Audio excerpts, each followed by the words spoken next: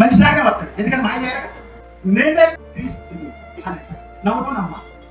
నమ్మినా నమ్మకపోయినా జరగబోయేది అని.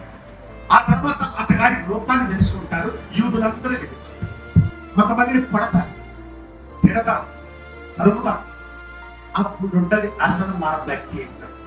అందుకే ఇప్పుడు నుంచి పిల్లల్ని బాగా స్ట్రాంగ్ గా వేసుకోవడానికి ప్రయత్నం చేయాలి. పిల్లలంటే స్ట్రాంగ్ అయిన భక్తి చేసుకోవాలి.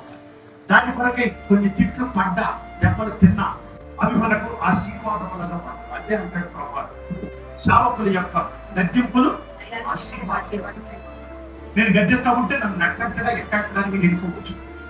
అట్టడా నేను ఎవరిని కూడా నా కెపాసిటీ ఏంటంటే అమ్మా హెచ్చించుకున్నాక హెచ్చించుకున్నవాడు తగ్గించబడి